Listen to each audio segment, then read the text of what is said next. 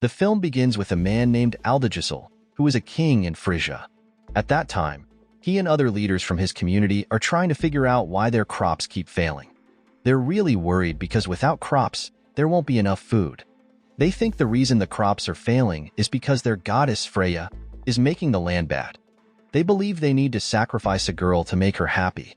Some of the leaders are really scared because they don't want their own daughters to be chosen for the sacrifice.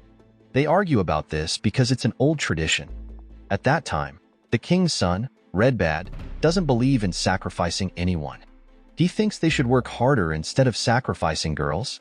Upon hearing that, Redbad's uncle, Ibert, doesn't like that. Eventually, they decide to pick at random which girls will be sacrificed. Turns out, Redbad's girlfriend, Finn, is one of the girls picked. After knowing that, Redbad tries to get her to run away, but she won't because she thinks being chosen is an honor for her family. During the ceremony where they pick who will be sacrificed, Finn and another girl are chosen. Redbad is really upset, but his cousin Jur tries to calm him down. His dad even has to step in. Meanwhile, the sacrifice ceremony goes on as planned. At the same time, another part of the story was happening. Charles, the son of King Pepin and leader of the Frankish troops, had surrounded the area where the sacrifice was taking place. Just when it was Finn's turn to be sacrificed, Charles's troops attacked. At that moment, Redbad, worried about Finn's safety, broke from the crowd to rescue her. This led to a fierce fight. Then, Charles, aiming to take down King Aldegisel, succeeded and killed him. After the battle, Charles's forces took complete control of Dorstad, a city in Frisia. The Franks were harsh to any Frisians who resisted them. Later, the king of the Franks visited Dorstad to set new rules, including building churches and starting missions to convert the Frisians. The bishop and his helper, Bonifacius, who were sent by the Pope, led these missions.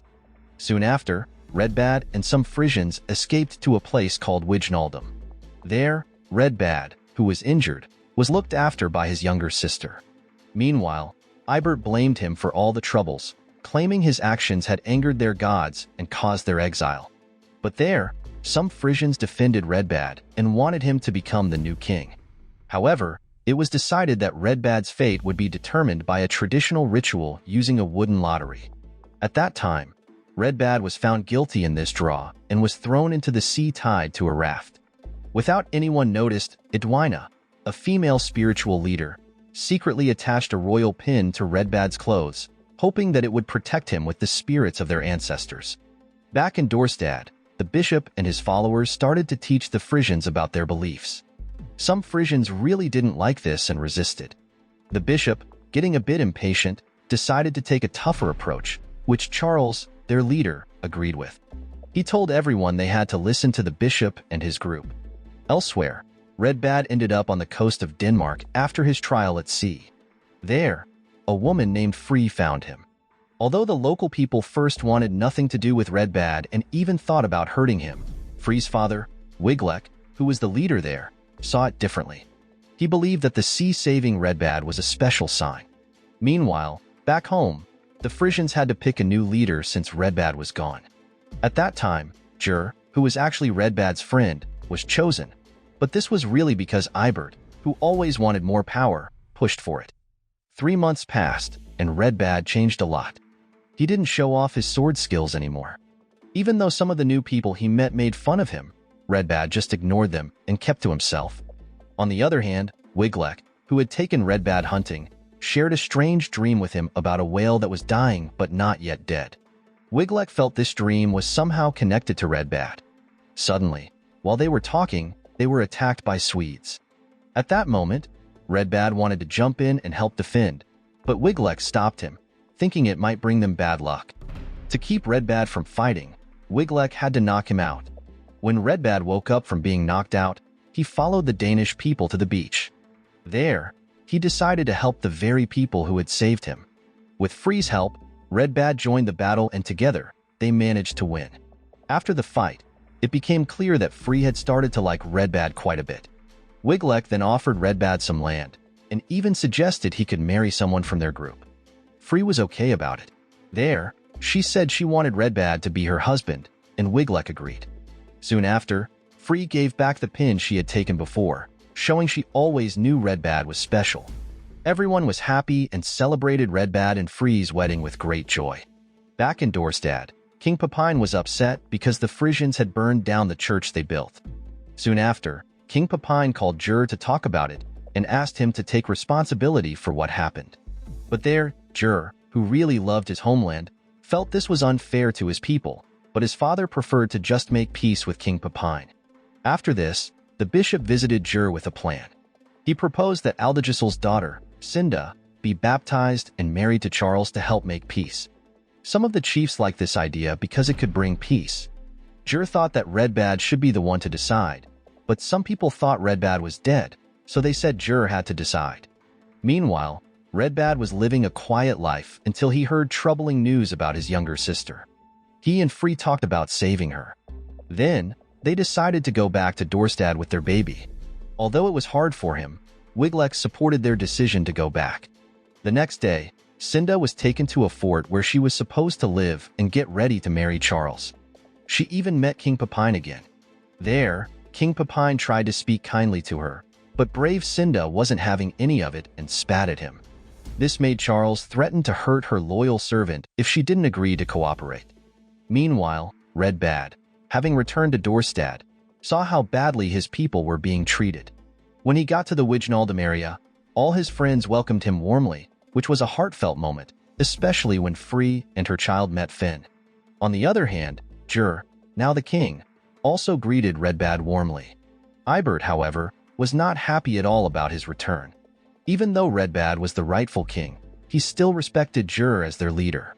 Jur was actually very loyal to Redbad and really wanted Redbad to be their king, but Eibert was the one stirring up trouble. In a twist, Pepin revealed to Charles that Drogo was next in line for the throne, not Charles, because Charles was not really the Empress's son but the son of a kitchen servant. After learning the truth, Charles poisoned Pepin and pushed Drogo, the next in line for the throne, off a high fortress to his death. Then, Charles ordered his soldiers to commit terrible acts in Dorstad and started attacking the Wijnaldum region. At that time, a huge battle was inevitable.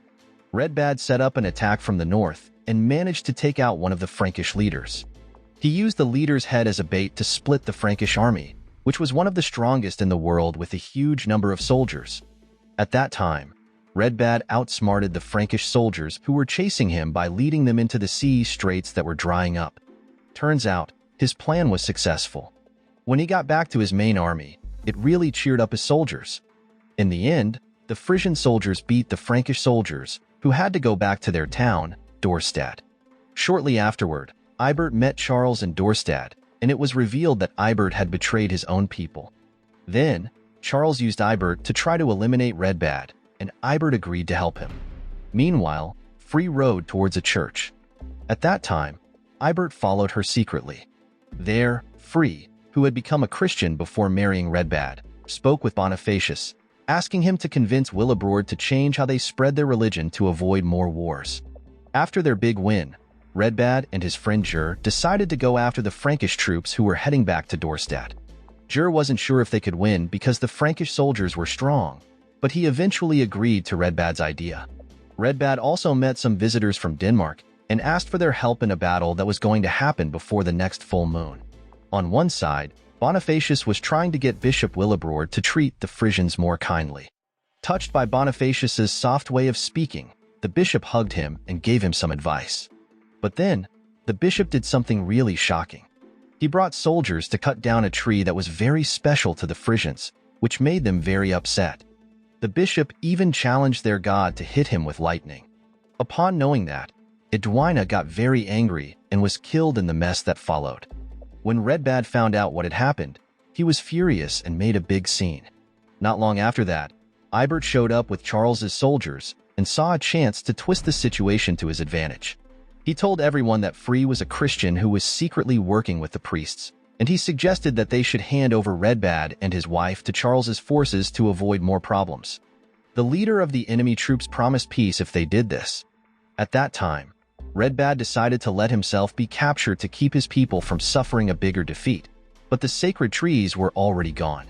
At the same time, there was also trouble between Eibert and his son. Eibert didn't think his son could lead well, but he still wanted him to take charge of the Frisians, even if it meant betraying his own people. Soon after, Redbad and Free were taken to Charles's fortress. There, King Pepin's wife took Redbad's child. Later, Charles visited Redbad in prison and admitted that he didn't really believe in God.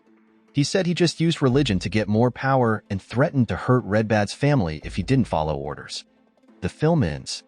The moral lesson from this film is if your girlfriend gets chosen for a sacrificial lottery, maybe it's time to rethink your relationship goals.